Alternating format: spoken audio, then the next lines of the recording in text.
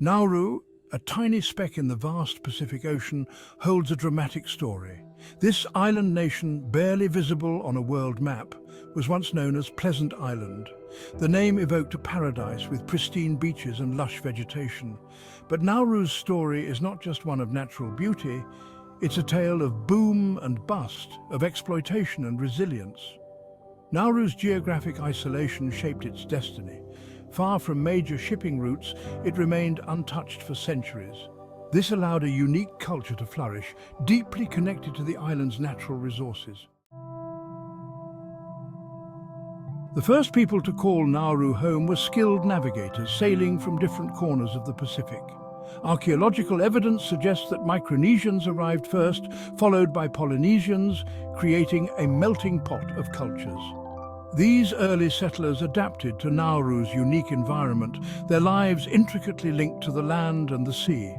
Fishing provided sustenance, while the island's fertile interior supported cultivation of coconut, pandanus and banana.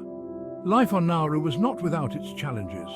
The island's limited freshwater resources meant that droughts were a constant threat. Yet the Nauruan people thrived, their resilience rooted in their strong community bonds and their deep respect for nature. They developed intricate social structures, their lives governed by a complex system of clans and chiefs. Their history and traditions were passed down through generations, not in written form, but through elaborate dances, songs and storytelling, keeping their cultural heritage alive.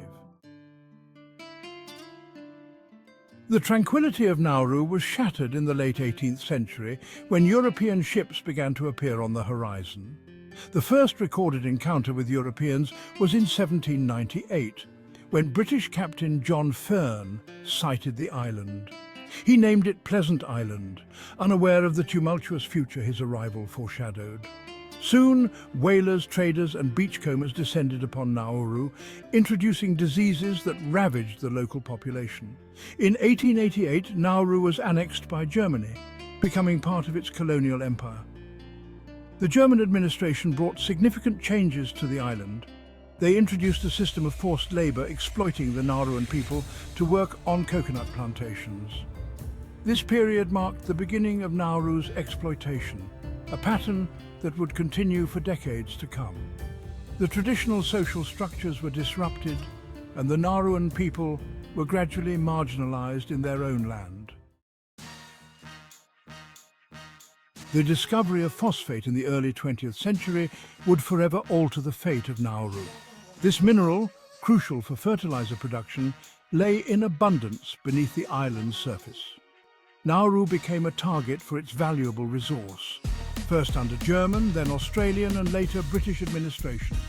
The phosphate mining era brought unprecedented wealth to Nauru. The island nation enjoyed a period of unparalleled economic prosperity, its per capita income soaring to among the highest in the world. Nauruans benefited from free education, healthcare and other social services. However, this prosperity came at a steep price. The mining operations scarred the landscape, leaving behind a barren wasteland of coral pinnacles. The pursuit of wealth came at the expense of Nauru's environment. Phosphate mining stripped away the island's fertile topsoil, leaving behind a desolate landscape. The once lush vegetation vanished, replaced by jagged coral pinnacles that rendered 80% of the island uninhabitable. The environmental degradation had far-reaching consequences. The loss of topsoil made it impossible to grow traditional crops, increasing Nauru's dependence on imported food. The destruction of the reef ecosystem devastated fish populations, impacting a vital source of protein for the Nauruan people. The environmental disaster served as a stark reminder of the unsustainable nature of resource extraction and the devastating consequences of prioritizing short-term profits over long-term sustainability.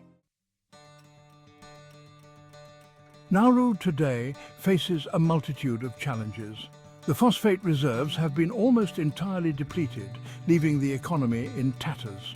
The island remains heavily reliant on foreign aid, its infrastructure crumbling and its people grappling with high rates of unemployment. Despite these challenges, the spirit of the Nauruan people remains unbroken. They are actively seeking solutions to diversify their economy, focusing on fishing rights and offshore banking. Nauru's story is a testament to human resilience.